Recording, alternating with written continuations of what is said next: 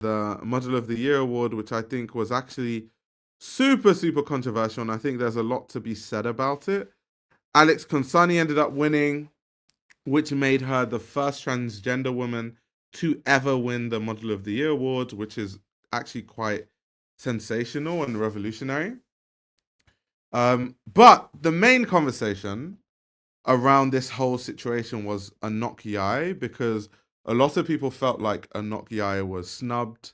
I mean, I actually, for out of full transparency, I voted for the fashion awards, by the way, and I did vote for Anok Yai. Just if you guys want to know who I voted for, I did vote for Anok Yai.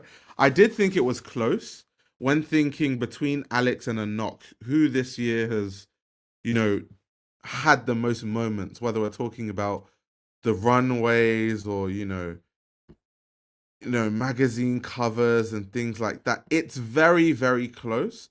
I also think something that really gives both of them had big moments in the Victoria's Secret show.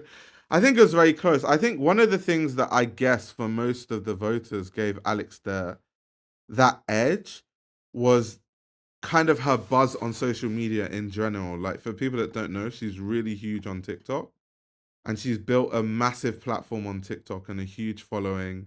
Um, and she's very. This is why she gets a lot of brand partnerships. She has a very engaged audience. I think a lot of that definitely played into her getting the nod over Anok. Someone is asking me, what about Mona? So obviously, I think Mona is up there too. But I genuinely, when I was thinking of the top models, like who has had the most moments, I genuinely did think it was between Alex and Anok anyway, which is why I ended up voting for Anok Yai in the end. But why there was a lot of controversy was because Anok Yai actually had a bit of things to say on Twitter, which she has now. I think she deactivated her Twitter, but when you're as famous as Anok Yai, whatever you say, it lives on the internet forever. Whether disable your Twitter account or you delete your tweets after what you said. But when Maya has said exactly what I thought. I thought Anok should have actually won last year. I thought, because this year I voted for her, so obviously in my mind she should have won this year too. But I think last year was when you can really say she was really robbed. I think she was like, it was really bad how badly they robbed her last year. This year it doesn't feel as bad because the robbery isn't as bad. So, like I said, in my mind it was close. But she did make a tweet. So what she said was, she had two tweets actually. She had one tweet and then a follow up tweet, because it was kind of like in response to what everyone was saying. So what she said was, Alex, I love you. I'm so proud of you. British Fashion Council, thank you, but I don't want it anymore. Which obviously was alluding to the fact that she felt like she was snubbed 2 years in a row. Of course, she got so much hate for that on Twitter. Everyone was saying, oh my God, she's being bitter and all that sort of stuff. So then she posted another tweet which reads, if you have seen the effort that I've seen Alex put in, you would understand how proud I am of her. But Alex can be proud and I can be exhausted at the same time. It doesn't take away how much love we have for each other. And I definitely agree with her in the sense that I don't know why everyone was jumping the gun and being like, oh my God, you're so bitter.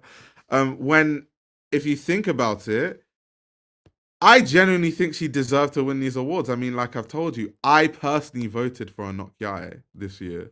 I wasn't on the voting panel last year, but I was this year and I voted for her. And yeah, I just think it's crazy that she's been snubbed twice, 2 years in a row, especially if we think of last year. Last year was a robbery. So I can imagine from her perspective, it's just a bit insane that, 2 years in a row where she's had standout years, she hasn't been able to win the award. And I can see where the frustration, comes from. There are obviously other people that had a lot to say. You have someone that said, Anok Yai was robbed of Model of the Year twice in a row, and I just want you all to remember that when Black women say they have to work 10 times harder to get half as much as their white counterparts, it's not a joke, especially in the fashion industry. Someone else says, I actually hate the modeling industry. How has Anok Yai been snubbed for Model of the Year for 4 years? I like Alex Consani and she did her thing, but come on. And that's the thing. I think once again, when it comes to Alex winning, it becomes what perspective are you looking at it from? I genuinely think that Anok Yai had more standout moments this year, but I guess just the sheer engagement and fame and partnerships that Alex has done might be a big reason why she was given that slight nod. But what do you guys think? I'm curious to know what you guys think in the chat.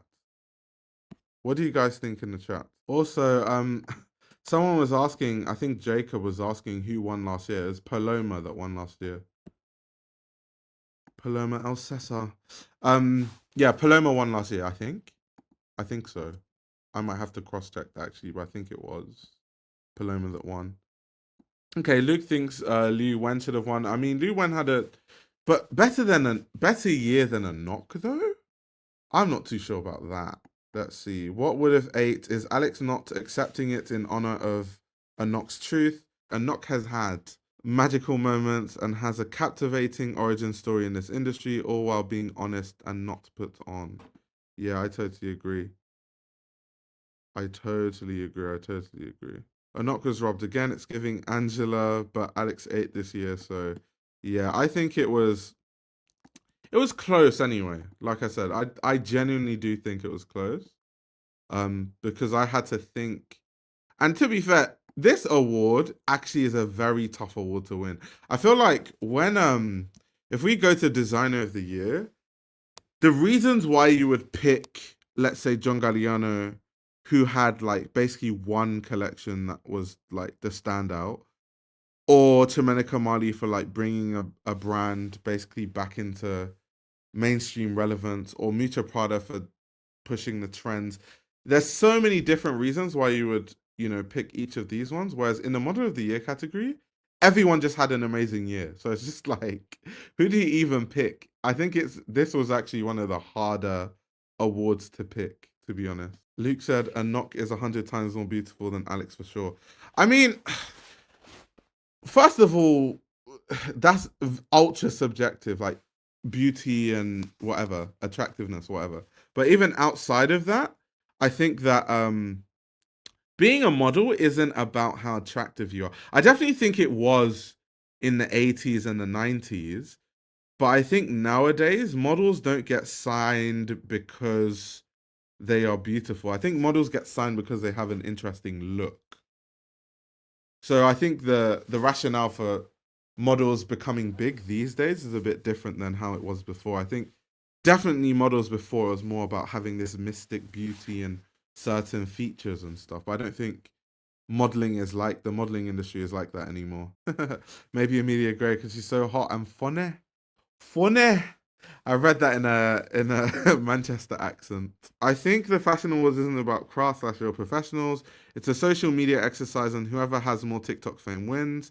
It's about publicity, not who's the more deserving model. And yeah, because that's why I said I can imagine that was part of what factored into Alex winning, because, like I said, she has the most, like when it comes to social media, she has social media on lock way more than anyone else on that list.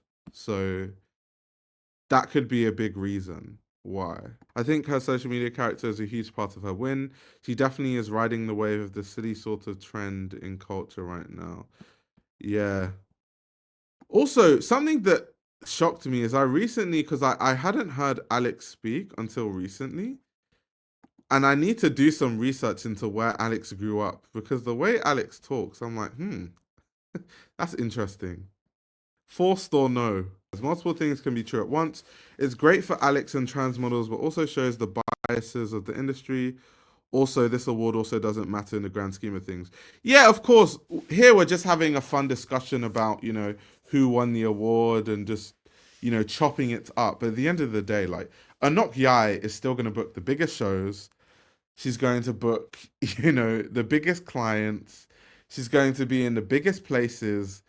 Not winning an award is not really going to change her bottom line in any way. She's probably going to make more money next year, going to make more millions next year. I don't think, and that goes for every single model on that list, by the way. Liu Wen, it's the same thing. Mona, it's the same thing. Emilia, it's the same thing. So yeah, it doesn't really mean much in the grand scheme of things because it's not really going to change their bottom line in that sense. But it's also good sometimes to feel like you've been recognized for your hard work. So I think that's what feels nice about, winning these awards sometimes. It's just like to be recognized by the industry at large. But yeah, that's the whole conversation and drib drab about the Model of the Year award and the controversy that was around it.